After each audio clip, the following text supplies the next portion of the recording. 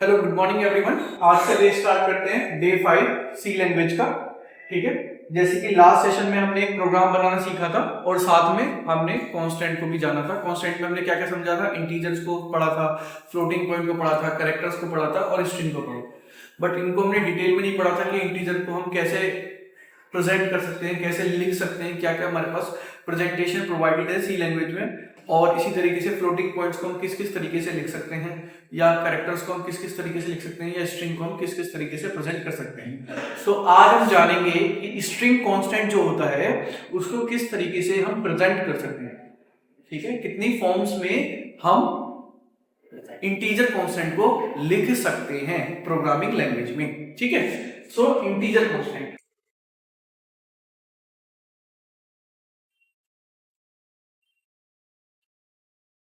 क्या लिखा है यहाँ पे, integer constant.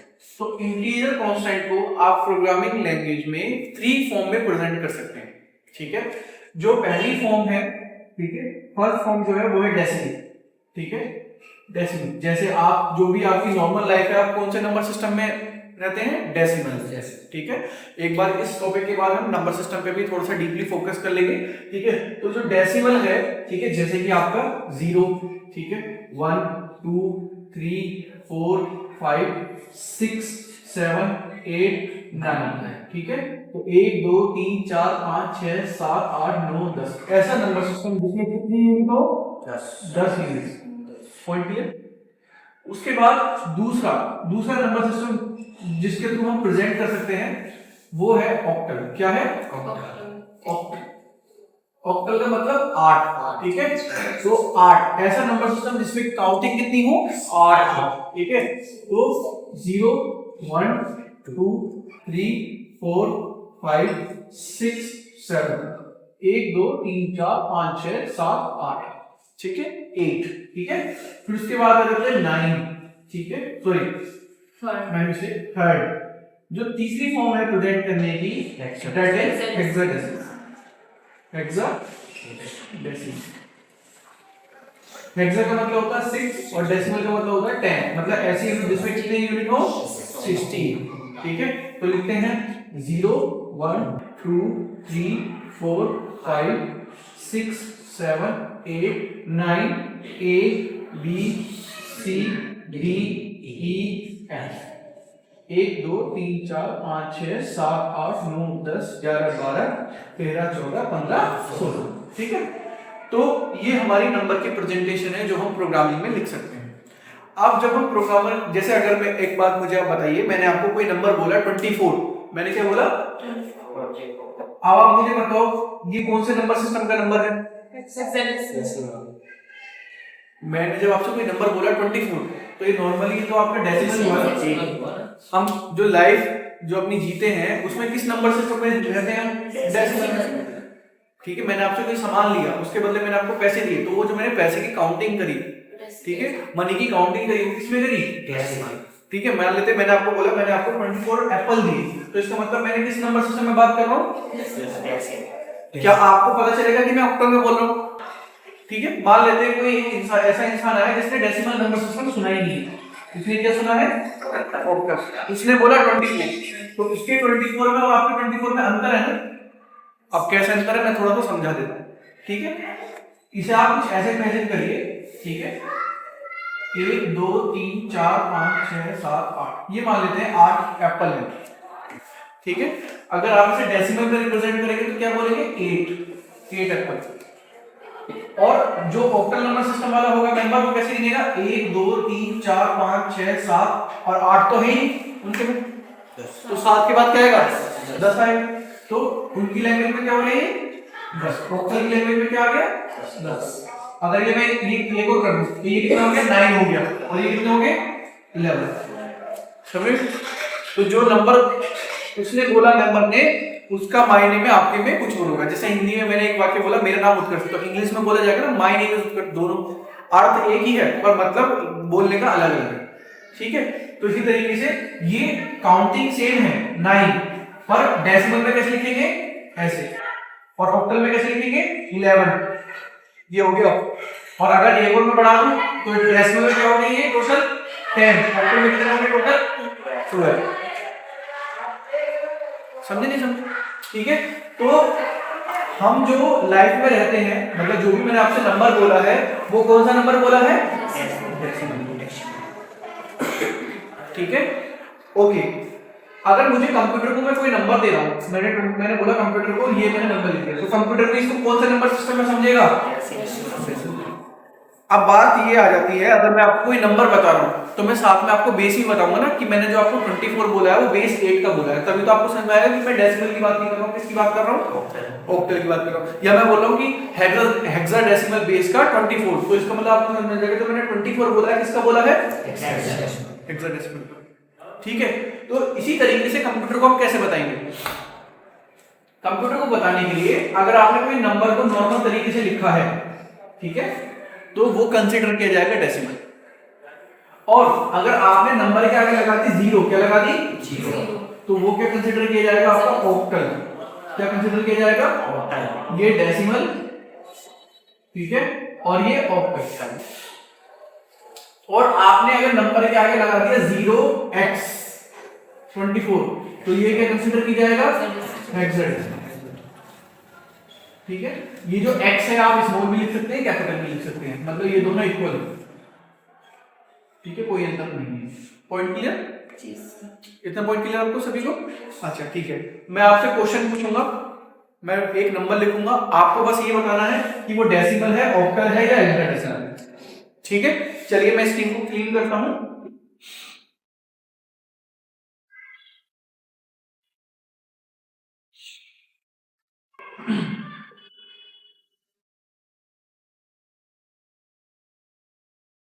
Okay, question number 1 बताइए आप मुझे।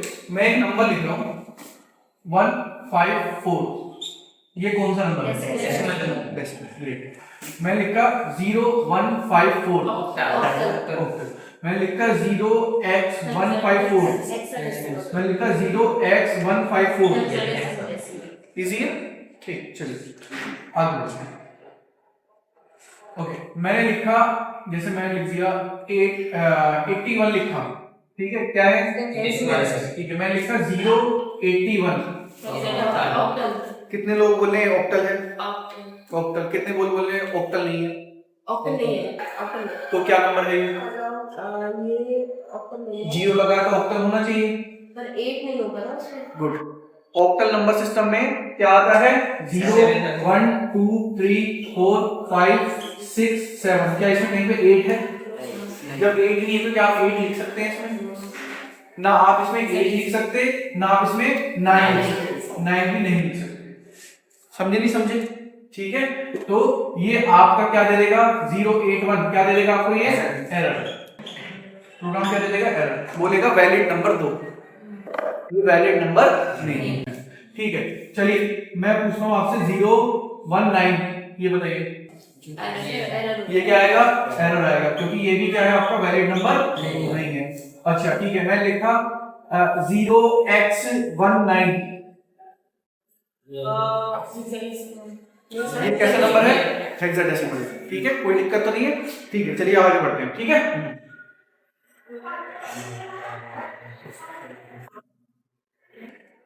मैंने लिखा है 10EF, ये कैसा नंबर है?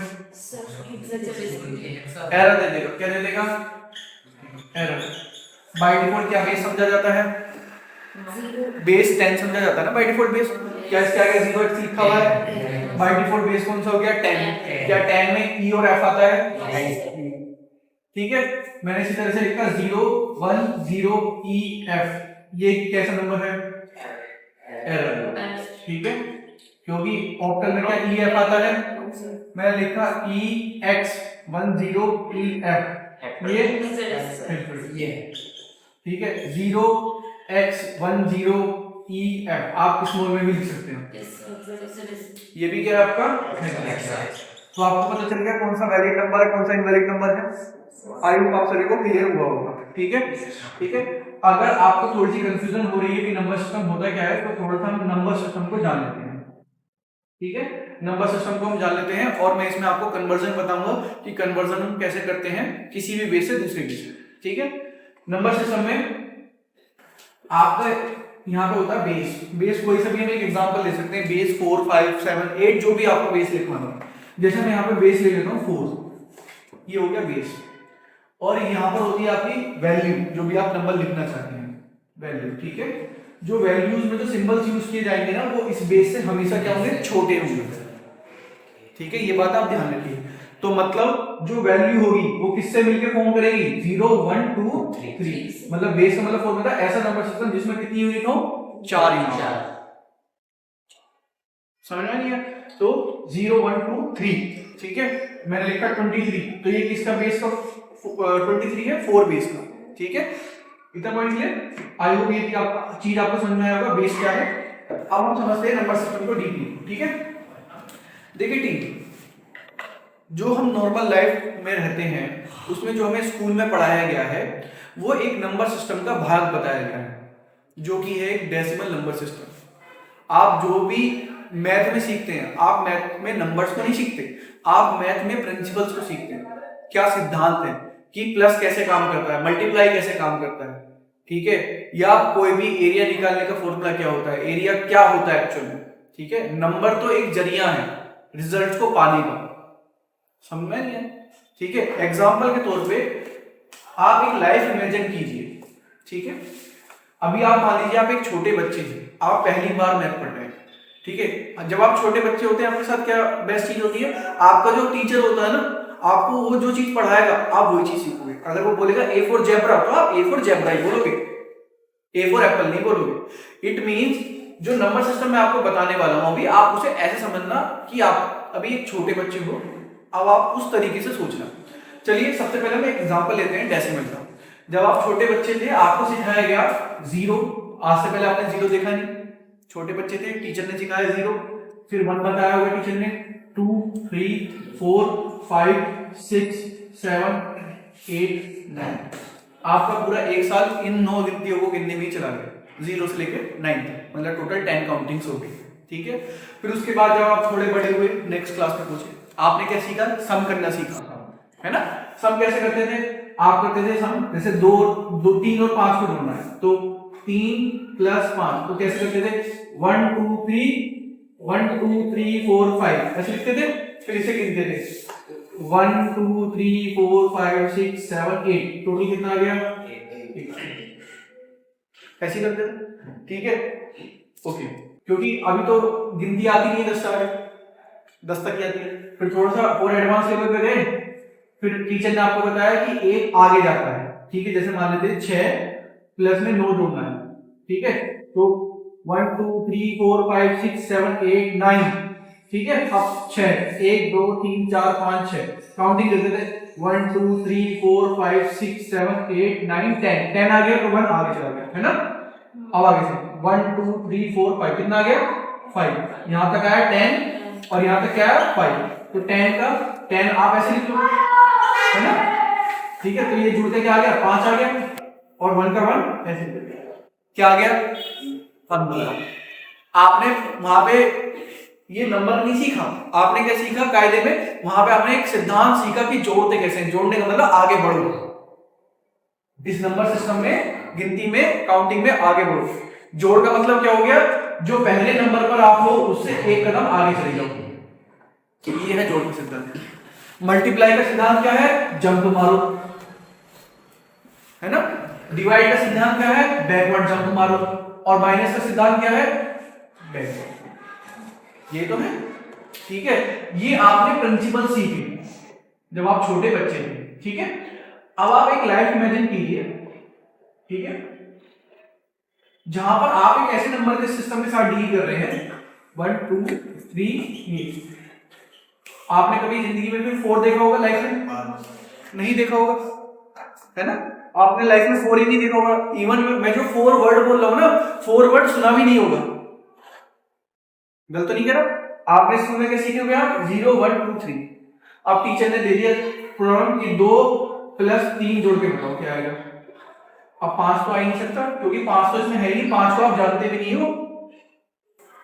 क्या जानते हो 5 को, सोचो आप, क्या आप 5 को जानते हो, नहीं जानते, ठीक है। सो अब ये अगर मैं यहाँ पे कैलकुलेशन करूं तो कैसे करेंगे, 6 + 8 जोड़ना है, कैसे, तो 6 आपका ये रहा, यहां से कितने कदम आगे जाना है? 8 कदम। 1 2 3 आगे स्टेप खत्म, एक आगे आ जाएगा स्टेप खत्म, ठीक है। 3 4 5 6 7 8 कहां पे पहुंच गए? 4 पे। 4 आ गया। 6 + 8 कितना आ गया? 4। और एक आगे चला गया तो एक आगे बढ़ गया, तो कितना आ गया? 14। समझ में आ गया? तो ये नंबर सिस्टम क्या है? ये एक तरीके से ये प्रेजेंटेशन है, ठीक है। जो हमने सिंबल्स बना दिए हैं इनकी प्रेजेंटेशन है। कायदे में हम मैथ में क्या सीखते हैं? रूल सीखते हैं, प्रिंसिपल सीखते हैं कि मैथ कैसे काम करती है। उसमें तो आप कोई सा भी नंबर सिस्टम डाल दो, रिजल्ट आपको सेम ही मिलना है, ठीक है। वैल्यू आपको सेम ही मिलेगी। अगर मैंने एक सेव लिख, एक यहां पर मैंने 5 सेव लिख दी, 5 सेव रख दिए, 1 2 3 4 5, ये रहेंगे तो 5 ही, ठीक है। हो सकता है इसमें 5 लिखने का तरीका नहीं है, तो इसमें इनकी मदद से हम लिखेंगे, नहीं लिखेंगे इसको। 2 और 3 कितना होता है? 2 और 3 कितना होता है? 5 होता नहीं होता? डेसिमल में मैंने 5 लिख दिया। अब आप एक ऐसी लाइन में जी रहे हैं जहां पे 5 है ही नहीं, तो आप इनकी मदद से इसको गिनोगे, नहीं गिनोगे? कैसे गिनोगे? देखो 2 है, 2 से 3 कदम आगे जाना है ना? तो 2 से ये रहा 2 3, ठीक है। 2 से 3 कदम आगे चलना, एक कदम आगे गए, आगे स्टेप खत्म। 1 पीस ये 1 यहां पे हमने कर लिया आगे, ठीक है। तो हम रिपीट करते हैं दोबारा से। 2 और 3 क्या आ गया? 1। तो 2 + 3 क्या आ गया? 1। और 1 ये रहा 1। तो आप इसे ऑक्टल में क्या, ये तो डेसिमल में क्या बोला आपने? 5। और ये जो आपका बेस कोड है, क्या बेस कोड? बेस कोड में आप इसे क्या बोलेंगे? 11। कि ये 11 एप्पल हैं। समझे? है तो ये उतने ही, बट प्रेजेंटेशन बदल गई, मीनिंग सेम है। समझ गए? इतना पॉइंट क्लियर हो गया आपको? तो नंबर सिस्टम आपको ये बताता है कि आप नंबर के साथ कैसे खेल सकते हैं। सिंपली आप ये समझ लीजिए, ठीक है। सो अब आपके बेसिकली नंबर सिस्टम में आप कितने भी बेस का नंबर बना सकते हैं, वो आपकी मर्जी है, ठीक है। अगर मैं बात करता हूं बेस 2 से, स्टार्टिंग 2 से करते हैं क्योंकि 2 यूनिट तो होनी चाहिए, ठीक है। तो इसमें 0 1 0, ठीक है। ये 3 लिखा मैंने, तो ये कितना आ गया? 0 1 2। 4 लिखा तो कितना आ गया? 0 1 2 3। ये मैंने 5 लिखा। अच्छा, मैं जो बेस को प्रेजेंट कर रहा हूं वो भी किसमें कर रहा हूं? डेसिमल में। क्या इसमें अगर मैं इसे बाइनरी में करता रिप्रेजेंट, बाइनरी मतलब 2, तो क्या इसमें 2 है? नहीं। मतलब इसको प्रेजेंट इसमें कर रहा हूं मैं, लिखने के लिए हेल्प किसके ले रहा हूं? डेसिमल, क्योंकि बचपन से हम डेसिमल सीखते हैं, उसी की हेल्प लेकर मैं बता रहा हूं आपको, ठीक है। 0 1 2 3 4। इसी तरह से मैं 10 पे चला जाऊं, ठीक है, डेसिमल की उसमें बेस में, तो 0 1 2 3 या कहां पे चला जाएगा? 9 पे। और अगर मैं बात करूं 11 की, तो अब क्या करें? यहां से 0 से स्टार्ट हुए 9 तक आ गए। अब एक और सिंबल चाहिए यहाँ पे, या तो कोई अपना डिजाइन वाला सिंबल बना लो कुछ भी। अब सब अपना डिजाइन वाला सिंबल बनाने लगे तो फिर तो गड़बड़ हो जाएगी। एक रूल होना चाहिए ना, किसी भी चीज को हम अप्रोच करते हैं एक सेट ऑफ रूल से अप्रोच करते हैं ताकि सभी के लिए वो इजी अंडरस्टैंडिंग हो। तो वहां पर हमने क्या ले लिया? वहां पे हमने अल्फाबेट का यूज कर लिया, ठीक है। आप हिंदी में ए लिख लीजिए, चाहे इंग्लिश में ए लिख लीजिए, आप कोई सिंबल का यूज कर लीजिए। तो यहाँ पर हमने क्या यूज कर लिया? ए यूज कर लिया अल्फाबेट, क्योंकि वो ऑर्डर में है ना, इसलिए। अगर 12 होता तो कहां तक जाता? 0 से लेके जाता और ए बी, ओके। अगर मुझे ये 12 बेस में जब बोल रहा हूं तो क्या बोल रहा हूं मैं? किस में बोल रहा हूं? डेसिमल में बोल रहा हूं। मैं बोल जो रहा हूं, क्या इसमें 12 जो है ये कायदे में इसका बेस जो होगा वो क्या होगा? देखिए ध्यान से देखिए, ये जो मैंने बेस लिखा है, लिखने के लिए हेल्प किसके लिए? मैंने डेसिमल की। यहाँ पे मैं 4 बोल रहा हूं, तो 4 तो उसमें है ही नहीं, समझे? मैंने डेसिमल की मदद ली है बेस को प्रेजेंट करने के लिए, समझे? अब यहाँ पे देखिए 12 है, 12 बेस जो है इसमें अगर मैं इसे डेसिमल में काउंट करूंगा तो कैसे काउंट करूंगा? 0 1 1 2 3 4 5 6 7 8 9, ठीक है। और ए को क्या बोलूंगा? 10, और इसको क्या बोलूंगा? 11। टोटल हो गए ना 12 जीरो को लगा के, ठीक है। और अगर मैं इसे बेस 12 में ही गिनता, तो कैसे गिनता? 0 1 2 3 4 5 6 7 8 9 ए बी, क्योंकि अब तो 10 नहीं, 10 तो 10 क्या आएगा? b + 1 = क्या होगा? 10 होगा। इसका माइंड कुछ और होगा, अगर आपको चीज समझ में नहीं आए तो दोबारा रिपीट करके आप सेशन को देखें, ठीक है। इसको सिंप्लीफाई एक लाइन में दूं और एक तरीके से और बता देता हूं मैं, ठीक है।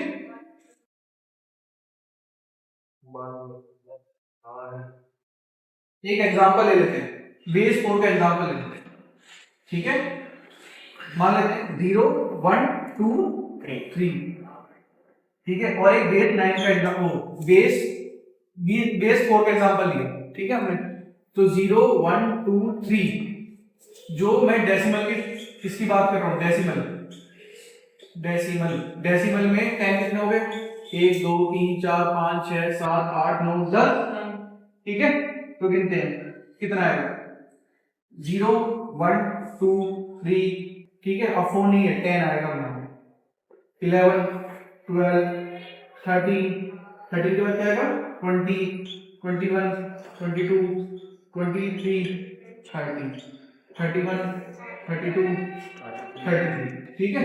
अब गिनते हैं 10 एप्पल, ये डेसिमल का क्या हो गया, 0, डेसिमल का 1, डेसिमल का 2, डेसिमल का 4, डेसिमल का 5, डेसिमल का 7, डेसिमल का 8, डेसिमल का 9 और डेसिमल का 10। मतलब अगर मुझे बेस 4 में बोलना हो तो क्या बोलूंगा, 10 को मैं 20। अब अगर मैं इसी की काउंटिंग करता हूं जो मैं आपको बेस 12 में समझाने की कोशिश कर रहा था, अगर इसे मैं डेसिमल में गिनूंगा, किसमें गिनूंगा, तो 0 1 2 3 4 5 6 7 8 9 10 ऐसे तो गिनूंगा। अगर मुझे इसे बेस 4 में गिनना होगा तो बेस 4 में 10 तो ये है, समझिए ना, 0 1 2 3 10 11 12 13, क्या इसमें 4 आएगा बेस 4 में कभी भी, समझे नहीं समझे इस चीज को, ठीक है। तो जो हम किसी भी बेस को लिखते हैं ना तो वो किस में प्रेजेंट करते हैं, जब हम कोई बेस लिख रहे हैं तो किस में प्रेजेंट कर रहे हैं, इसमें डेसिमल में लिख रहे हैं इसको, बेस को, ठीक है।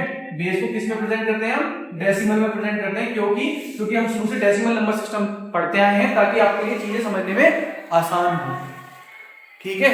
समझ में नहीं आ गया, कायदे में जब हम ए को 10 बोल रहे हैं तो किस बेस में बोल रहे हैं, और अगर हम ए को ए ही प्रोनाउंस करेंगे सही, वो उसी बेस का एक्चुअल मतलब है, समझ में आ गया, ठीक है। बी को हम बोलते हैं ना 11, तो 11 जो बी को हम 11 बोल रहे हैं वो किसमें बोल रहे हैं, बेस 10 में बोलते हैं, समझ में आ गया, अदरवाइज उसका नाम क्या है, बी ही नाम है उसका, समझे नहीं समझे, उसी बेस की अगर हम बात करें, समझ में आ गया। जैसे बेस 4 में हमने यहाँ पर इसको क्या बोलेंगे, 12 ही बोलेंगे ना, और बेस 6 में इसको क्या बोलेंगे, अगर इसको मान लेते हैं सिंबल मान लेते हैं, कोई एक ऐसा सिंबल बना हुआ है तो क्या इसको अब क्या मैं ये इस सिंबल का नाम एक्चुअली में प्रोनाउंस करोगे ना, 11 सिंबल ऐसे तो प्रोनाउंस करोगे ना, वरना अगर डेसिमल में लिखना हो तो कैसे बोल रहे हो, 6। इसी तरीके से जब ए बी सी पे पूछते हैं ना तो यहाँ पर जो हम बोलते हैं 10 11 12 तो हम किस बेस में बोल रहे हैं, डेसिमल में बोल रहे हैं, पर कायदे में अगर उसी बेस में हम पढ़ेंगे तो क्या बोलेंगे, ए बी सी ऐसे ही पढ़ेंगे, समझे नहीं समझे आप इस चीज को, ठीक है। आई होप आपको ये चीज क्लियर हुई होगी, ठीक है। वैसे अगर आपको डीपली जाना है तो आप नंबर सिस्टम को पढ़ सकते हैं, वैसे ये आपको बस मैंने आपको एक रेफरेंस देने के लिए चीजें समझाई हैं, बस आपको इतनी चीजें ध्यान में रखनी है, ठीक है। आपको इतनी चीजें ध्यान में रखनी है कि प्रोग्रामिंग में किसी भी नंबर को हम लिखते हैं तो सिंपल अगर हमने नंबर लिखा तो डेसिमल कंसीडर होता है, ठीक है, और हमने 0 लगा दिया तो ऑक्टल, ठीक है, और अगर हमने 0x लगा दिया तो हेक्साडेसिमल, ठीक है। आपको पता होना चाहिए कौन सा नंबर वैलिड है कौन सा नंबर इनवैलिड है, ठीक है। और आपको कन्वर्जन आना चाहिए, एक नंबर सिस्टम को दूसरे में कन्वर्ट करना, जैसे मान लीजिए 24 लिखा हुआ है बेस 10 का और इसको आपको किस में कन्वर्ट करना है, बेस 4 में कन्वर्ट करना है, क्या बेस 4 में 4 होता है, नहीं होता, तो यहाँ पर आपको कन्वर्ट करने में क्या वैल्यू मिलेगी एक्चुअल में, समझे नहीं समझे, तो ये कन्वर्जन आपको आना चाहिए, क्यों, क्योंकि जब मैं आपको प्रोग्रामिंग में लिखूंगा कि 24 को प्रिंट करो, अब आपने 24 को प्रिंट किया तो 24 प्रिंट ऐसे ही हो जाएगा, मैं बोलूंगा ऑक्टल में प्रिंट करो तो हो सकता है कुछ और वैल्यू मिले, आप सोचेंगे दूसरी वैल्यू कैसे आ रही है, तो आपको पता होना चाहिए ना वो बेस का अंतर है कि 10 में प्रिंट हो रहा है वो 8 में प्रिंट हो रहा है, समझे नहीं समझे, इस चीज को आप ध्यान से समझना। और अगर आप चाहेंगे तो मैं नेक्स्ट सेशन जो है वो आपका टाइप कन्वर्जन की तरफ फोकस देकर बनाऊंगा, ठीक है। चलिए एक चीज और समझते हैं, जो लास्ट सेशन में हमने प्रोग्राम को डिस्कस किया था, तो लास्ट सेशन में हमने प्रोग्राम को क्या डिस्कस किया था कि एक हमने सिंपल प्रोग्राम लिखा था, उसके अंदर हमने प्रिंटफ लिखा था और रिटर्न लिखा था। तो कल चीज हमने एक ऑब्जर्व की कि अगर हम इंट मेन लिखते हैं, यहाँ पर हमने लिखा इंट मेन, ठीक है, इंट मेन, और यहाँ पे क्या लिखा था हैज इंक्लूड, क्या लिखा था हैज इंक्लूड और stdio.h, ठीक है, ये हमारा मेन मेथड हो गया, मेन फंक्शन हो गया, ये कर्ली ब्रैकेट, ठीक है। इसके अंदर हमने क्या क्या लिखा था, सबसे पहले लाइन लिखी थी प्रिंटफ, क्या लिखी थी प्रिंटफ लिखा था, लास्ट वाला प्रोग्राम था इसमें हमने लिखा था यहाँ पे प्रिंटफ, फिर उसके बाद क्या लिखा था यहाँ पे हेलो, ठीक है, हेलो लिखा था, और उसके बाद क्या लिखा था प्रिंटफ, प्रिंटफ यहाँ पे क्या लिखा था हाय, ठीक है, और उसके बाद क्या लिखा था रिटर्न 0, उसके बाद क्या लिखा था प्रिंटफ बाय, ठीक है। तो हमने एक नोटिस किया कि जब हमारा प्रोग्राम रन हुआ, प्रोग्राम रन होने के बाद हमें आउटपुट क्या है, सबसे पहले हेलो प्रिंट हुआ, कर्सर की पोजीशन ओके आगे, फिर क्या प्रिंट हुआ हाय, यहीं से प्रिंट हुआ, क्या हाय नेक्स्ट लाइन से प्रिंट हुआ, प्रिंटफ तो दूसरी लाइन में लिखा हुआ है, हम दूसरी लाइन में लिखे, चौथी लाइन में लिखे, इससे क्या हमारे आउटपुट तो फल का आया लास्ट लाइन। सर हेलो के बाद वो भी दे दिया, हाँ स्पेस कोई दिक्कत नहीं है, सिंपल लास्ट में कर्सर की पोजीशन जहां पर होगी वहीं से आउटपुट आएगा, ठीक है। तो मैटर ये करता है अब कि जो भी हम प्रिंटफ में लिख रहे हैं वो वैसे ही प्रिंट हो जा रहा है जहां पर कर्सर की पोजीशन लास्ट टाइम है। अगर मुझे हाय यहाँ पर लेकर आना होगा तो कर्सर को पहले कहां पे लेकर आना होगा, नीचे लेके आना होगा, कहां पे लेके आना होगा नीचे लेके आना होगा, ठीक है। जब हम इसे नीचे लेकर आएंगे तो कर्सर कहां पे आ जाएगा, नीचे आ जाएगा, और जब हम उसके बाद हाई प्रिंट करेंगे तो हाई कैसे प्रिंट होगा h, यहाँ पे आएगा क्या, तो जैसे ही o प्रिंट हो रहा है तो o प्रिंट के बाद मुझे क्या करना है, कर्सर को क्या लेके आना है, नीचे लेके आना है।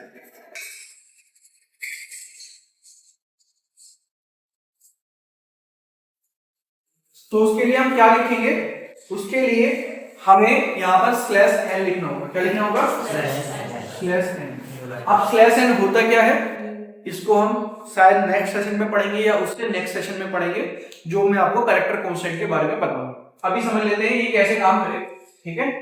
सबसे पहले आपका क्या प्रिंट होगा, पहला इक्वल है एग्जीक्यूट होगी, एग्जीक्यूशन एंटर हुआ, ठीक है, पहला लाइन प्रिंट हुई, क्या लिखा हुआ है h, कर्सर की पोजीशन आगे e प्रिंट हुआ, फिर क्या कर्सर की पोजीशन आगे l प्रिंट हुआ, कर्सर की पोजीशन आगे l प्रिंट होगी o के आगे, ठीक है, कर्सर की पोजीशन o के आगे आ गई। अब क्या प्रिंट होना है, h प्रिंट हो गया, e प्रिंट हो गया, l o प्रिंट हो गया। अब क्या प्रिंट होना है /n क्या होगा, वो प्रिंट नहीं होगा, वो क्या दिखाएगा, अपना इफेक्ट दिखाएगा। उसका इफेक्ट क्या है, उसका इफेक्ट ये है कि वो कर्सर को यहां से ले जाके नेक्स्ट लाइन में ले जाएगा, कर्सर कहां पे आ गया, इसका लाइन का काम कंप्लीट हो गया। अब उसके बाद क्या लिखा हुआ है, यहाँ पे क्या प्रिंट लिखा हुआ है h, अब h प्रिंट होगा तो h कहां से प्रिंट होगा, यहाँ पे लास्ट टाइम कर्सर की पोजीशन थी, तो उसके बाद क्या प्रिंट होगा i, कर्सर की पोजीशन i के आगे, इस लाइन का काम कंप्लीट। फिर उसके बाद क्या लिखा हुआ है रिटर्न 0, रिटर्न 0 क्या है, यहाँ से बाहर जाओ, क्या लेके जाओ साथ में 0, तो हमारा प्रोग्राम एंड हो जाएगा, आउटपुट क्या आएगा हेलो और न्यू लाइन से। आई होप आपको /n समझ में आया होगा, पर /n होता क्या है कल के सेशन में हम डिटेल में इसको जानेंगे, और कल के सेशन में मैं आपको कन्वर्जन के ऊपर भी बताऊंगा कि किसी भी बेस को दूसरे बेस में कैसे कन्वर्ट करते हैं। इसको हम 2 सेशन में हैंडल करेंगे, जो भी हमारा कन्वर्जन होगा। पहले हम करेंगे बेस 10 टू एनी बेस और एनी बेस टू बेस 10, ठीक है। सो कल का सेशन हमारा जो फोकस रहेगा वो किसी भी नंबर को, बेस 10 के नंबर को किसी भी बेस में कैसे कन्वर्ट करें, और साथ में हमारा जो सेशन का जो फोकस होगा वो होगा कैरेक्टर कांस्टेंट। क्या होगा, कैरेक्टर कांस्टेंट, ठीक है। अभी हमने क्या पढ़ लिया है, इंटीजर कांस्टेंट पढ़ लिया है अच्छी तरीके से, ठीक है। सो अभी फ्लोटिंग कांस्टेंट नहीं पढ़ाऊंगा, फ्लोटिंग कांस्टेंट थोड़ा सा लेट में आपको बताऊंगा, ठीक है। सो आज के लिए इतना ही रहने देते हैं। Thank you everyone, have a good day.